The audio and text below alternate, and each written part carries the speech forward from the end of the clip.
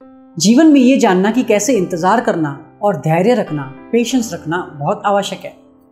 हमें लगभग हर चीज़ को तुरंत करने की बुरी आदत है। जैसे कि आज मैंने सोचा कि कल से मैं ये स्टार्ट करूँगा, कुछ दिन बाद वो काम करने में मज़ा नहीं आया तो कुछ और ले लिया, उसमें भी मज़ा नहीं आया तो कुछ दिन बाद कुछ और ले लिया, और ऐसे ही चलता रहा।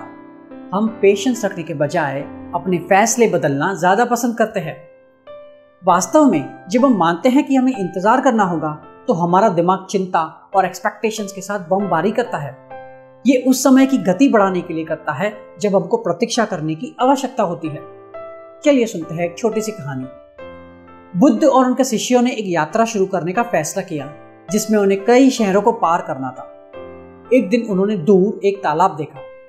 प्यास लगने पर उन्होंने वहां रुकने का फैसला किया।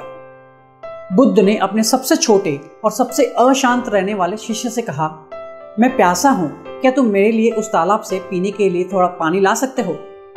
उस जमाने में इतना पॉल्यूशन नहीं हुआ करता था और इतनी बीमारियां भी नहीं होती थी।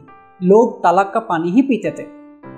शिष्य तालाब के पास जाता है, लेकिन वह जैसे ही वहां पहुंचा उसने देखा कि बैलों की एक बग्घी उसे पार कर रही थी। धीरे धीरे करके पानी गंदा हो गया। ये देख के शिष्य ने सोचा कि मैं इस गंदे पानी को पीने के लिए गुरु को नहीं दे सकता। इस प्रकार उसने वापस जाकर बुद्ध से कहा, पानी बहुत गंदा है, मुझे नहीं लगता कि हम उस पानी को पी सकते हैं। लगभग आधे घंटे बाद बुद्ध ने शिष्य को वापस तालाब पे जाने और पीने के लिए थोड़ा पानी लाने को कहा। हालांकि पानी अभी भी गंदा था। इस बार जब वह लौटा तब उसने बुद्ध से कहा, हम उस पानी को नहीं पी सकते, हमें पीने के पानी के लिए शहर चलना चाहिए। बुद्ध ने इसका उत्तर नहीं दिया, वे बस वहीं रुके रहे। थोड़ी देर बाद बुद्ध ने शिष्य को वापस तालाब पे जाने और पीने के लिए थोड़ा पानी लाने को कहा। शिष्य तालाब के पास जाता है।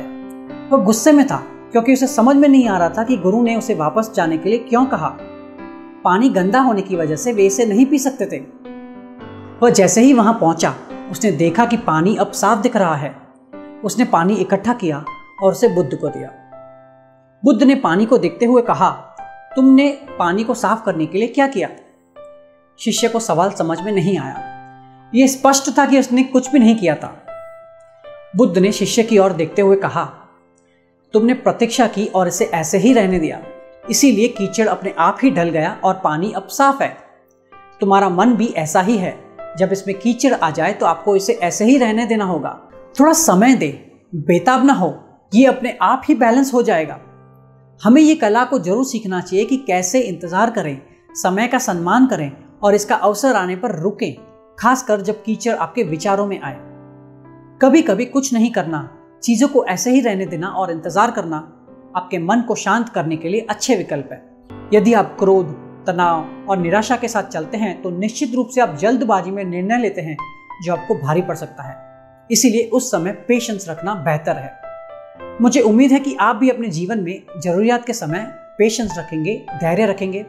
अगले सोमवार मिलेंगे सुबह 8 बजे एक नई कहानी के साथ। धन्यवाद।